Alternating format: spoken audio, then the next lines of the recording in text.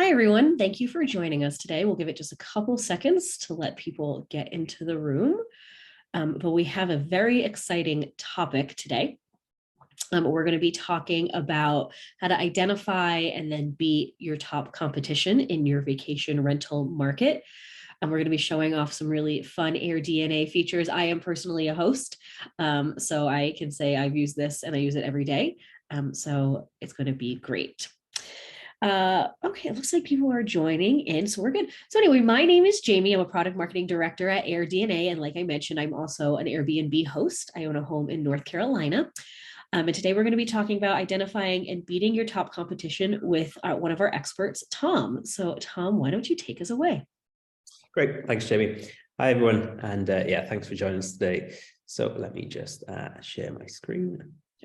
And while you're doing that, I forgot to mention, go ahead and pop your questions into the chat or the Q&A section, and we'll get to those at the end of the webinar. If we don't get to them for some reason, we will email you an answer, and we will also have this recording up and available for you in the next couple of days.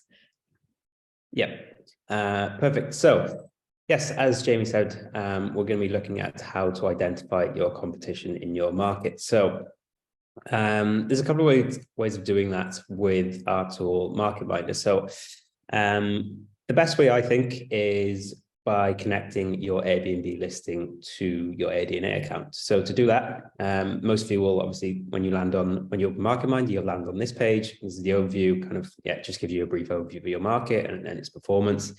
To connect your property, you just go up to the My Properties tab here, or if you haven't got a property connected, it will say add a property, and just click on it. And again, yours, if you haven't got a property connected, will look slightly different to this, but the process is still the same. You just need to add your Airbnb URL, which is just the what you see in the search bar. I'll show you here an example. So you just need the Airbnb bit, the rooms, and then the 8-digit code at the end of the URL there. Just plug that in, and then it'll ask for something called your iCal, which you can find in your account settings on your Airbnb accounts.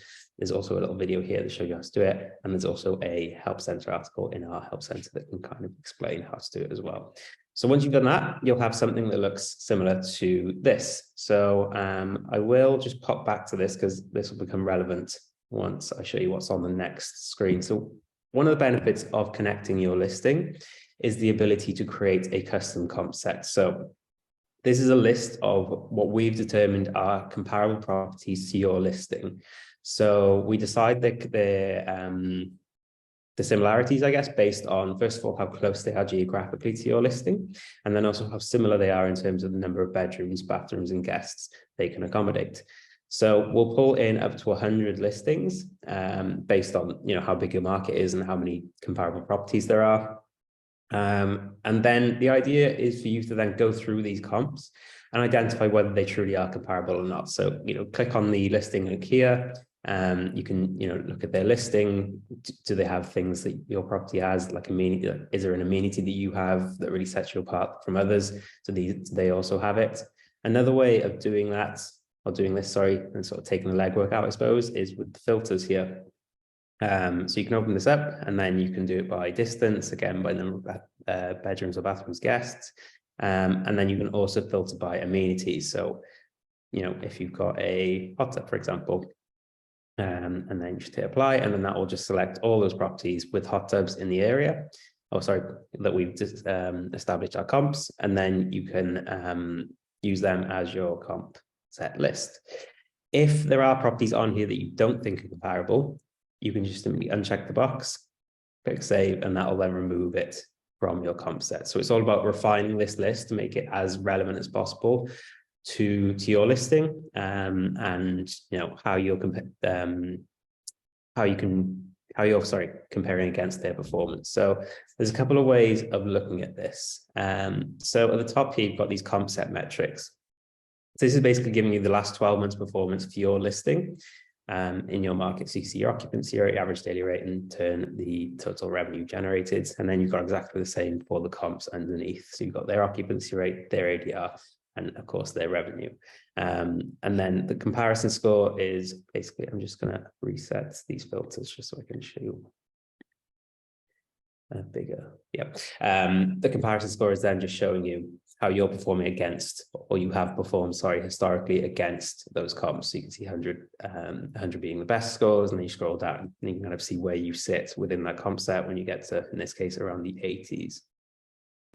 So that is the comp set and how to create it. I will just go back to the My Properties page because you've got this property comparison chart on here as well. So whereas the metrics on the previous page, we're looking at the last 12 months performance, this property comparison is now showing your property's performance against your comps for the coming 6 months. So it's looking into the future.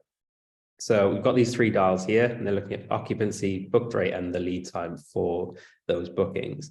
The dark blue line, that represents your property's performance, and then the light blue line represents the comps that you've selected. In this case, you can see we've got 92 out of the 100 selected. At the end of each dial, you've got the highest and the lowest of each metric. So if we look at booked rate, for example, of all the properties in your comp set and your property, the lowest booked rates for the next 6 months is $75, and the highest is $150. And then you've got the bigger number in the center of the dial that represents your performance, your average over the next 6 months, and then how that compares to the majority of your comp set. So you can see in this case, the dark blue line is much higher than the light blue line. So that is your comp set, and kind of giving you, forward looking. And if we go back into the custom comps, you've got the previous performance as well. So if we go into comp set pacing next. So pacing in general is a super useful tool because, again, it's giving you forward looking data for the next 6 months. So I'm just going to show you what that looks like on a market level, because it's really useful to compare your comp set's performance for the next 6 months against what's going on in the market in general. So you can kind of identify, are there any outliers or isolated booking areas or bookings, for the next 6 months in your comp set against what you're seeing in the market. So I'll just explain what the pacing, the future demand analysis chart specifically, what that is and how to use it. So like I said, this is showing you the next 6 months worth of performance. And now we're looking at a market level. So this is every listing in the market that's available for that time. So we're showing you those bookings. So the yellow bar represents bookings for that day, and the blue line represents the median booked rate. So if we look here at Friday the 21st of April, you can see how many listings have been booked. In this case, 1,902, a median of $175 for that night. So then if you select the comp set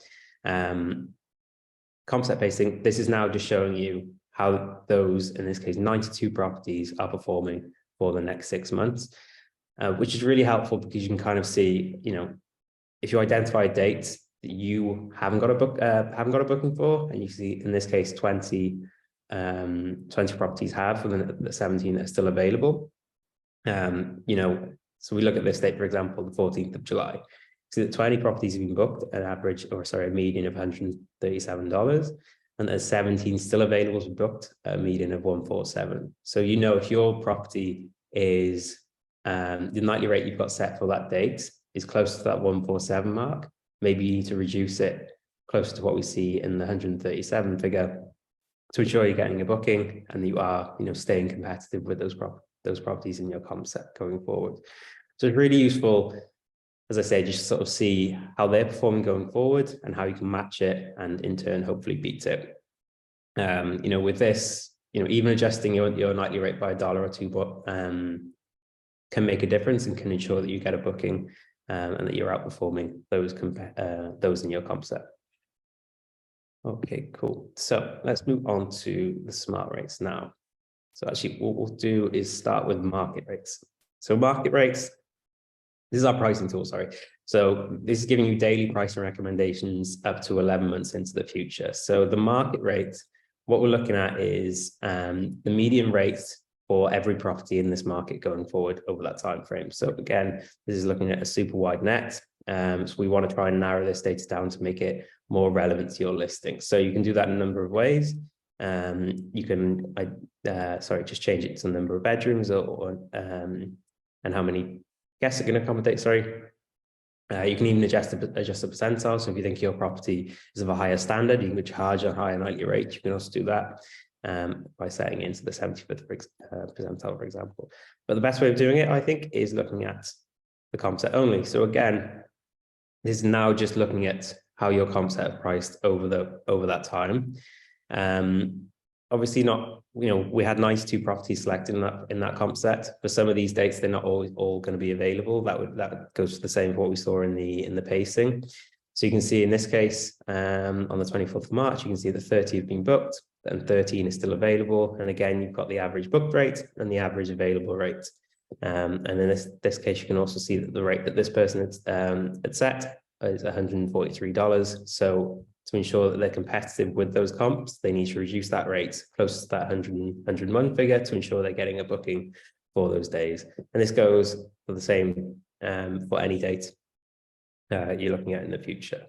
So that's the market rate, really useful.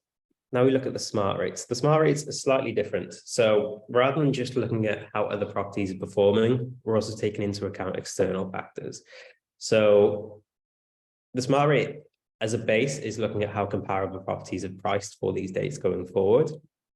But it's also looking at these external factors like day of the week, seasonality, demand score, lead time, etc. So again, you can see on this date, the host has set a rate higher than what the smart rate is suggesting, so 162. The smart rate is giving a suggested rate of 127 and reduced it by 35. You can play around with this a bit to just sort of make it align with your strategy a bit better. So, for example, if you're really trying to prioritize occupancy over revenue, you can set a conservative rate.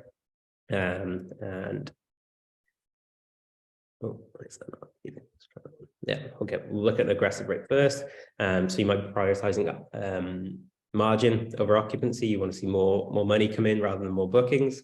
So you just hit apply, and then that will give you a more aggressive rate. So you can see even in this case, the smart rate is still suggesting that the rate is reduced to 142 in this case, meaning that the person has potentially set a rate that is far too high for this date based on how other properties are tracking for this time.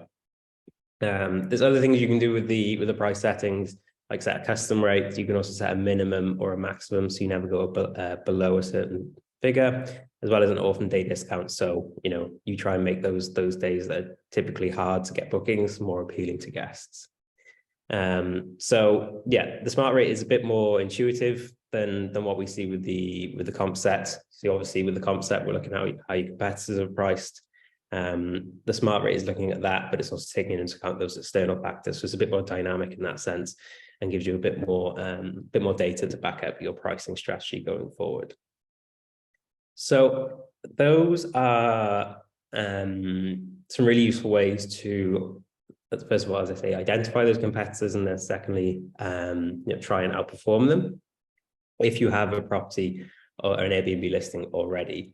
If you are in the process of potentially buying a listing, or you're kind of trying to get an idea of how to identify your competitors without having a listing already, based on like a market that you want to invest in, there are still ways you can kind of identify those competitors beforehand. So one really useful way of doing that is through the map itself. So let me just zoom in. We're a bit zoomed out here.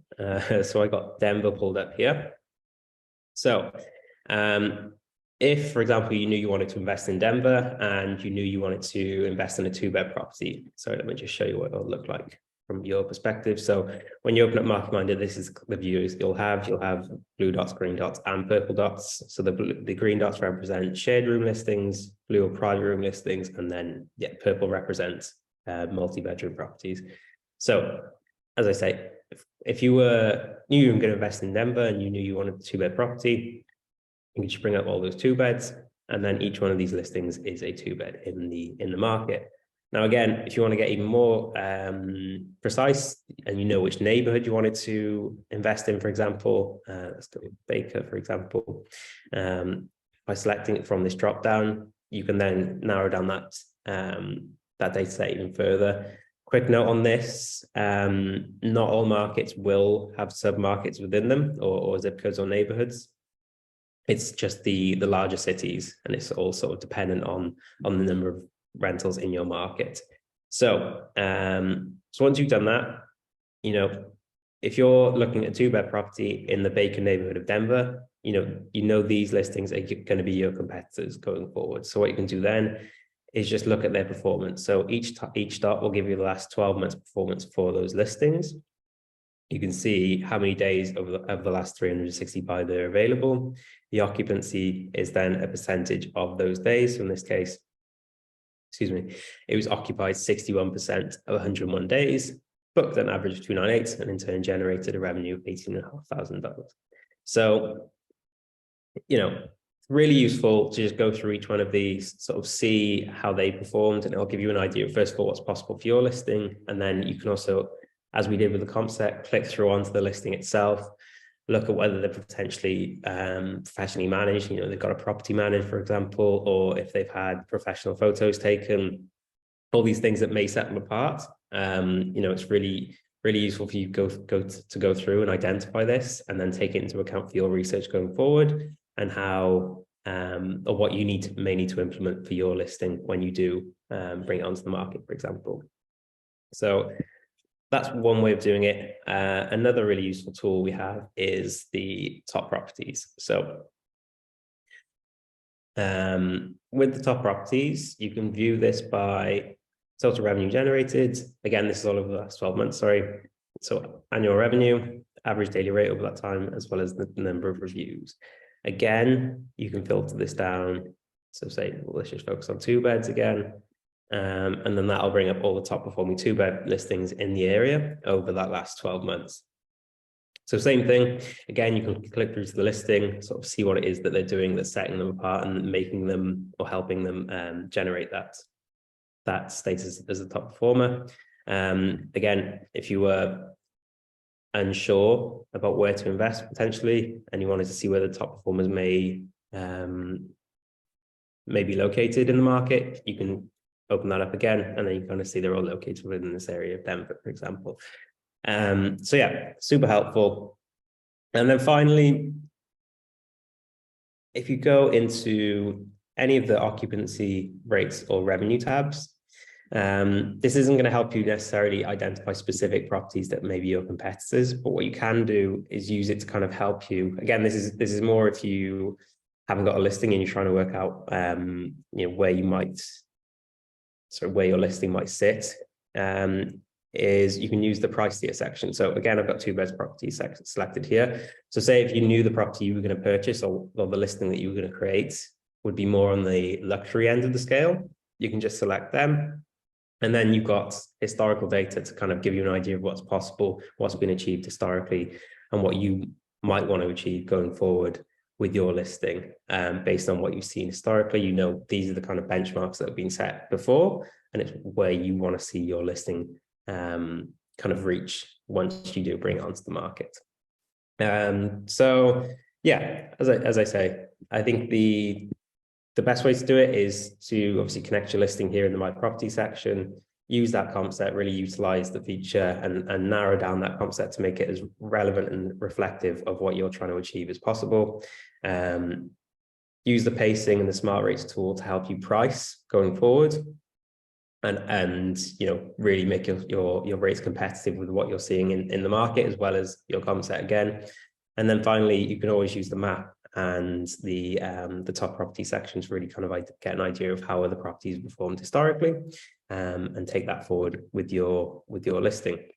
So yeah, that's kind of like an overview of how to identify those competitors and try and beat them going forward. Thanks, Tom.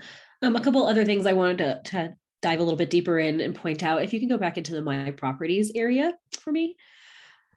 So first thing I want to point out is that if you currently have an Airbnb listing, and it does have to be Airbnb, we currently don't support any other listings. You can upload your Airbnb account to AirDNA for free. You don't have to have a paid subscription. And then you still get these property comparison insights, and you can set your top your comps. And then you also with that will get 30 days of smart rate projections. So you'll always just be able to see 30 days into the future, no time limit on that. So if you're in a market that people book kind of last minute, that could be super helpful.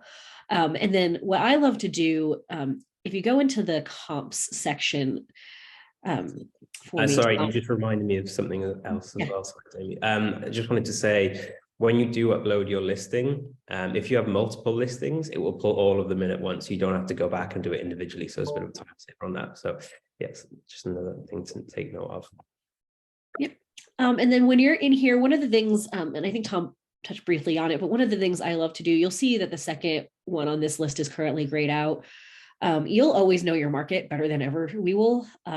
So go through this list, uncheck ones that, don't make sense. I like to click through to click the links to go through to their Airbnb profile, so I can kind of see, their pictures, their reviews, what their description says, to kind of get a better idea if I consider them an actual competitor. A great example, real life example of this is I own a beach home. We're about a 5-minute walk from the beach, but I am not oceanfront. So I don't consider an oceanfront home a competitor, because there's just, people are going to pay a lot more for that. It's going to skew my numbers. So I go through and I uncheck these. I only have about 20 of them set. They're really close to my house, a couple blocks, because that's who I want to consider for my particular market.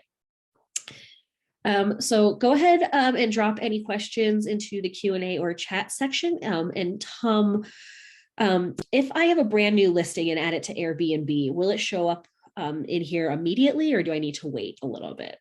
That's a good question.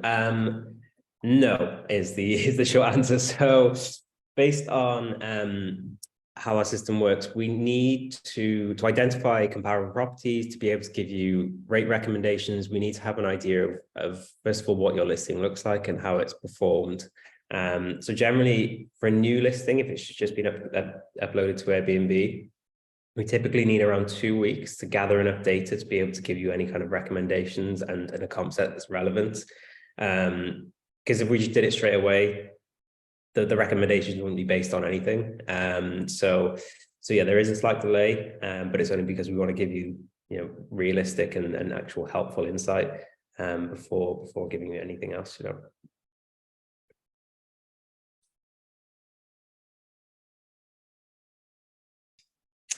Let's see. Someone's asking how we get our data in general. So Tom, can you walk us through our data sources? And yeah, Absolutely. So we have sort of three main sources, I suppose. So the biggest or the main is sort of data that we collect directly from Airbnb and VRBO. So every day we'll be gathering that information. We'll be identifying new listings, adding it to our database, all that kind of stuff. So that's the biggest source. The second comes from partnerships that we have with property management companies, things like that. So any listing that they manage, we'll also have oversight of that as well. And then the third source is from hosts who connect their listings. So we can have visibility on their performance. And again, it just makes all those three working together, just make our data the most accurate and the most complete. Thank you. And I just want to point out, so we are using Denver for this demo, but we are a global company. So you can go ahead and on the overview page, you can search for insights on anywhere in the world. And then you can also connect your Airbnb that is anywhere in the world, and we will give you local comps. We just happen to be using, one of our headquarters is in Denver, so that's where we're using. Let's see, how reliable are our projections? So our number is we're typically about 94%, correct me if I'm wrong, right? About 90%, 4% accurate compared to what Airbnb releases. Is that correct, Tom? Yeah, I think so. It varies, but well, that was based on the last release. I think for Q3 of last year, we were around 98% accurate compared against the Airbnb. So yeah, it's generally around the 95% up. Yeah. And then this particular person is asking, you know, seeing variances when you're looking at predicted income for the same address. So the most accurate place to get that in our tool is Rentalizer until you have a property connected. It's really important to remember that when you use our Rentalizer, that it is showing you projections if the property was available for rental for 365 days a year.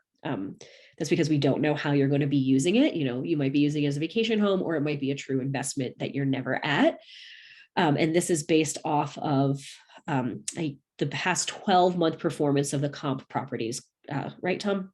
Yeah, exactly. And that reminds me of something like a good point, actually. Someone asked me recently, they were plugging in an address that was an actual Airbnb, and they knew the performance figures for that address, and the Rentalizer was giving slightly different figures.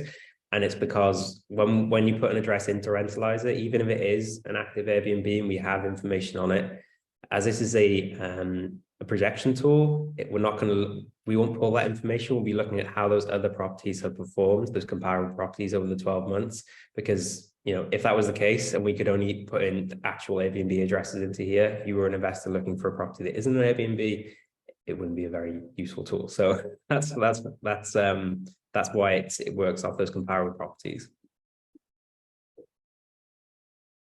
Yep. And just a reminder that, again, it largely depends on how often those properties were available. Okay, let's see. We have a couple more here.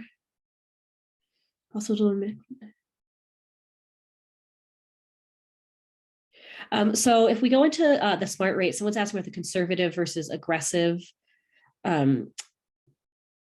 filters, and if you can mix them. So you would just have to, based on seasonality. So you would really want to, depending on the time of year, change it and then go look at that time. You can't like set, you know, that I want to be aggressive this summer. But I think that's good. Okay, awesome. Well, thank you, everyone. Again, if we didn't get to your question or you just came up with one, feel free to pop it in and we will reach out directly to make sure we get that answered. But again, go in, play with it. If you have an Airbnb listing, you can connect it to AirDNA completely free. And then keep an eye on our website because our next webinar will be a live Q&A. So really, any sort of question on any sort of topic you have, feel free to bring it and we'll go through a bunch of those. So thank you, Tom. Any parting words? No, just thanks very much. And yeah, I hope it was helpful. Have a great day, everyone. Thanks.